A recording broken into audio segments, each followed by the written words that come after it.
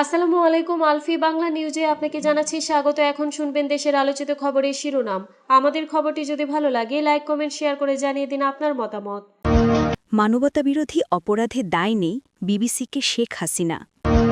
৩ জেলায় বিএনপির প্রার্থী পরিবর্তন চেয়ে বিক্ষোভ, সড়ক অবরোধে মানুষের দুর্ভোগ।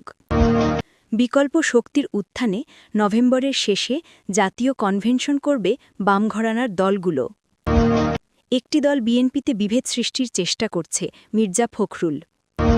শেখ হাসিনা ছিলেন বিশ্বের সবচেয়ে নিষ্ঠুর শাসক, মেজর হাফিজ। পুলিশের হাতে কামড় দিয়ে পালিয়ে গেলেন ছাত্রদল নেতা। দুপুরে গ্রেপ্তার হিরো আলম, সন্ধ্যায় পেলেন জামিন। গত বছর জুলাই আন্দোলনের সময় প্রাণঘাতী দমনপীড়নের মাধ্যমে মানবতাবিরোধী অপরাধ সংঘটিত হওয়ার অভিযোগ অস্বীকার করেছেন গণঅভ্যুত্থানের মুখে ক্ষমতাচ্যুত বাংলাদেশের সাবেক প্রধানমন্ত্রী শেখ হাসিনা। কয়েকদিনের মধ্যে বিশেষ ট্রাইব্যুনালে চলমান মামলার রায় ঘোষণের কথা। তার আগে বিবিসিকে দেওয়া এক সাক্ষাৎকারে তিনি এই দাবি করেন। হাসিনার বিরুদ্ধে অভিযোগ রয়েছে যে তার স্বৈরাচারী শাসনের বিরুদ্ধে ব্যাপক বিক্ষোভের সময় শতাধিক হত্যাকাণ্ডের প্রধান পরিকল্পনাকারী ছিলেন তিনি, যা তিনি অস্বীকার করেছেন। ২০২৪ সালের ৫ই আগস্ট দেশ থেকে পালিয়ে যাবার পর ইমেইলের মাধ্যমে বিবিসিকে দেওয়া প্রথম সাক্ষাৎকারে হাসিনা বলেন, তার অনুপস্থিতিতে যে বিচার চলছে তা প্রতিপক্ষ নিয়ন্ত্রিত ক্যাঙ্গারু কোর্টে সাজানো এক প্রহসন। সোমবার দোষী সাব্যস্ত হলে তার জন্য মৃত্যুদণ্ড চেয়ে আবেদন করেছে রাষ্ট্রপক্ষ। হাসিনার দাবি, এ বিচার শুরু থেকেই পূর্বনির্ধারিত দোষী সাব্যস্ত রায়ের দিকে এগোচ্ছিল। সোমবার এই রায়কে সামনে রেখে রাজধানী ঢাকার ট্রাইব্যুনাল এলাকায় নিরাপত্তা জোরদার করা হয়েছে। এই রায় বাংলাদেশের জন্য যেমন তাৎপর্যপূর্ণ, তেমনি হাসিনাকে ক্ষমতাচ্যুত ছাত্রনেতৃত্বের আন্দোলনে নিহতদের স্বজনদের জন্য গুরুত্বপূর্ণ মুহূর্ত। জাতিসংঘের মানবাধিকার তদন্তকারীরা বলেছেন, ক্ষমতা ধরে রাখার ব্যর্থ প্রচেষ্টায় হাসিনা এবং তার সরকারের পরিকল্পিত ও প্রাণঘাতী সহিংসতায় ১,৪০০ জন মানুষ নিহত হন। ভারত থেকে দেশে ফিরে বিচার প্রক্রিয়ায় অংশ নিতে অস্বীকার করেছেন ক্ষমতাচ্যুত এই প্রধানমন্ত্রী। তার বিরুদ্ধে অভিযোগ, দেশত্যাগের আগের কয়েক সপ্তাহ তিনি ব্যক্তিগতভাবে নিরাপত্তা বাহিনীকে বিক্ষোভকারীদের উপর গুলি চালানোর নির্দেশ দিয়েছিলেন।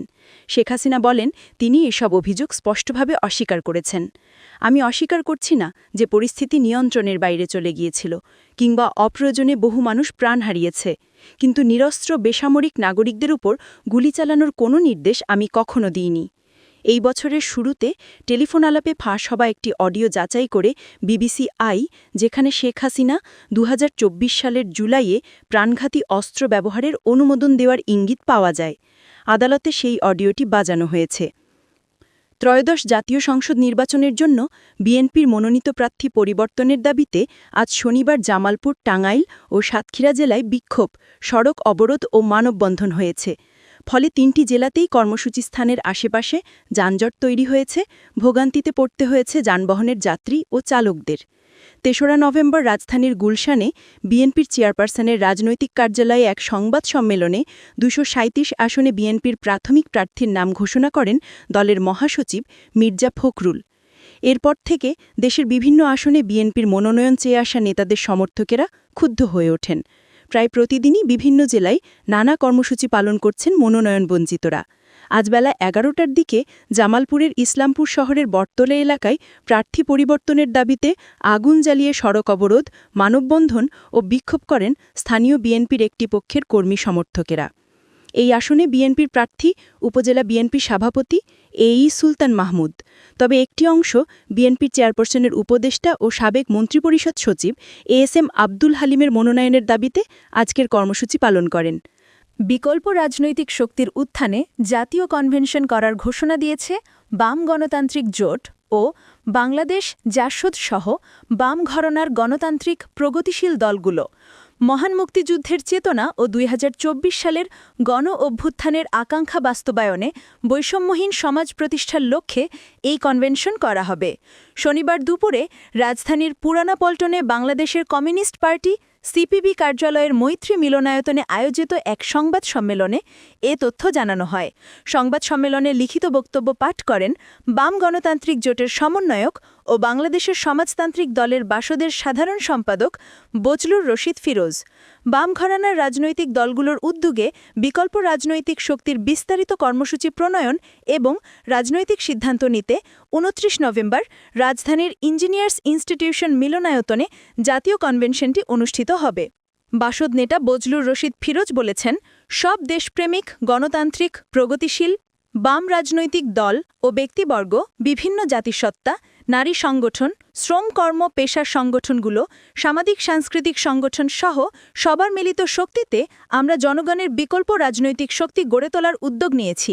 তিনি বলেছেন, ১৯৭১-এর মহান মুক্তিযুদ্ধের চেতনা ও ২০২৪-এর গণ অভ্যুত্থানের আকাঙ্ক্ষা বাস্তবায়নে বৈষম্যহীন সমাজ প্রতিষ্ঠায় জনগণের বিকল্প রাজনৈতিক শক্তি গড়ে তোলার উদ্দেশ্যে অনুষ্ঠিত হবে জাতীয় কনভেনশন। দেশের চলমান পরিস্থিতি মোকাবেলায় আন্দোলন সংগ্রাম এবং আসন্ন নির্বাচনে জনগণকে ঐক্যবদ্ধ করতে এই কনভেনশনের আয়োজন করা হচ্ছে। একটি রাজনৈতিক দল বিএনপিতে বিভেদ সৃষ্টির চেষ্টা করছে বলে মন্তব্য করেছেন বিএনপির মহাসচিব মির্জা ফখরুল ইসলাম আলমগীর। আজ শনিবার ১৫ই নভেম্বর সকালে রাজশাহীর গোদাগাড়ীতে প্রয়াত বিএনপি নেতা ব্যারিস্টার আমিনুল হকের কবর জিয়ারত শেষে প্রয়াত নেতার বাড়ির সামনে সমাবেশে এ মন্তব্য করেন তিনি। এ সময় রাজশাহী ১ গোদাগাড়ী তানুর আসনে বিএনপির প্রাথমিক মনোনয়ন পাওয়া প্রার্থী মেজর জেনারেল অবসর শরীফুদ্দিনকে নেতাকর্মীদের সাথে পরিচয় করিয়ে দিয়ে তার পক্ষে থাকার আহ্বান জানান মির্জা ফখরুল। বিএনপির মহাসচিব বলেন, একটি রাজনৈতিক দল বিএনপিতে বিভেদ সৃষ্টি করার চেষ্টা করছে, এর মাধ্যমে তারা ফায়দা নিতে চায়। এ ব্যাপারে বিএনপি নেতাকর্মীদের সতর্ক থাকতে হবে, নিজেদের মধ্যে দ্বন্দ্ব বিভাজন সৃষ্টি করা যাবে না। তিনি বলেন, আরেকটা দল ক্ষমতায় যাওয়ার চেষ্টা করছে। বিএনপির স্থায়ী কমিটির সদস্য ও ভোলা ৩ আসনে বিএনপি মনোনীত প্রার্থী মেজর অবসর হাফিজউদ্দিন আহমেদ বলেছেন, শেখ হাসিনা ছিলেন বিশ্বের সবচেয়ে নিষ্ঠুর শাসক। সন্ত্রাসের মাধ্যমে ক্ষমতায় গিয়ে দেশের অর্থ লুট করেছেন, উন্নয়ন প্রকল্পের নামে অর্থ লোপাট করে বিদেশে পাচার করেছেন। এমনকি তার এক মন্ত্রীর লন্ডনে ৩০৭টি বাড়ি রয়েছে, যা প্রমাণ করে দেশে উন্নয়নের নামে কী পরিমাণ লুটপাট হয়েছে। আজ শনিবার দুপুরে ভোলার লালমোহন সরকারি শাহবাজ কলেজ মাঠে উপজেলা বিএনপি ও সহযোগী সংগঠনের উদ্যোগে আয়োজিত দলীয় মনোনয়ন পরবর্তী গণসংবর্ধনা অনুষ্ঠানে প্রধান অতিথির বক্তব্যে হাফিজউদ্দিন আহমেদ একথা বলেন। হাফিজউদ্দিন আহমেদ বলেন, বিএনপি জনগণের স্বার্থে রাজনীতি করে। জুলাই সনদে আমরা যে বিষয় স্বাক্ষর করেছি তা মেনে চলব, নতুন কোনো দাবি দাওয়া মেনে নেওয়া হবে না। তিনি জানান, ৬ মাস আগেই দল তার মনোনয়ন নিশ্চিত করেছিল, তবে আনুষ্ঠানিক ঘোষণার অপেক্ষায় ছিলেন তিনি। ৩ নভেম্বর বিএনপি চেয়ারপারসনের গুলশান কার্যালয়ে সংবাদ সম্মেলনের মাধ্যমে দলীয় প্রার্থীদের নাম প্রকাশ করা হয়। বরিশাল নগরে গ্রেফতার এড়াতে পুলিশের হাতে কামড় দিয়ে পালিয়েছেন ছাত্রদলের এক নেতা। গতকাল শুক্রবার গভীর রাতে নগরের ভাটারখাল এলাকায় এ ঘটনা ঘটে। এই সময় হামলায় ৩ পুলিশ সদস্য আহত হয়েছেন। পলাতক আসামি মাসুম হাওলাদার নগরের ১০ নম্বর ওয়ার্ড ছাত্রদলের যুগ্ম আহ্বায়ক। বরিশাল কোতোয়ালি মডেল থানার ভারপ্রাপ্ত কর্মকর্তা ওসি মিজানুর রহমান বিষয়টি নিশ্চিত করেছেন। পুলিশ জানায়, চলতি বছর একটি মামলার আসামি মাসুম হাওলাদারকে গ্রেফতার করতে শুক্রবার রাত ২:৩০টার দিকে কোতোয়ালি মডেল থানার একদল পুলিশ নগরীর ভাটারখাল এলাকায় যায়।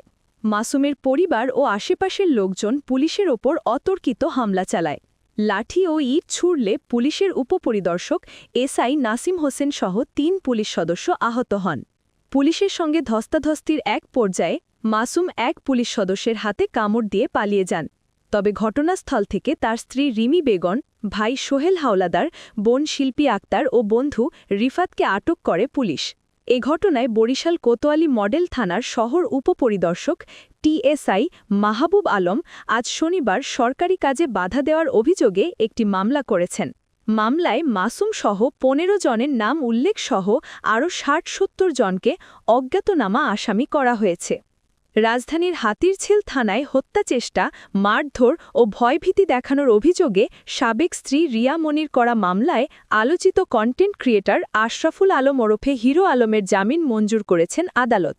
উভয় পক্ষের শুনানি নিয়ে ঢাকার চিফ মেট্রোপলিটন ম্যাজিস্ট্রেট সিএমএম আদালতের ম্যাজিস্ট্রেট মোহাম্মদ রাকিবুল হাসান আজ শনিবার সন্ধ্যায় এ আদেশ দেন। তার আগে দুপুরেই গ্রেফতার করা হয় হিরো আলমকে। তাকে বিকেল ৪:১০ দিকে হাতিরঝিল থানা থেকে হিরো আলমকে ঢাকার সিএমএম আদালতে হাজির করে পুলিশ। এরপর তাকে ঢাকার সিএমএম আদালতের হাজতখানায় রাখা হয়। কিছুক্ষণ পর পুলিশের কঠোর নিরাপত্তায় তাকে সিএমএম আদালতের ৯ তলার এজলাসে নেওয়া হয়। হিরো আলমের পক্ষের আইনজীবীরা তার জামিন চেয়ে শুনানি করেন। বাদী পক্ষের আইনজীবী জামিনের বিরোধিতা করেন। উভয় পক্ষের শুনানি নিয়ে বিচারক ২০০ টাকা মুচলেকায় তার জামিনের আবেদন মঞ্জুর করেন। এদিকে হিরো আলমের মামলার শুনানির সময় আদালতে উপস্থিত ছিলেন এই মামলার বাদী রিয়ামণি। তিনি সাংবাদিকদের বলেন, হিরো আলমের একটা শিক্ষা হওয়া দরকার। আমাকে যেমন বিনা কারণে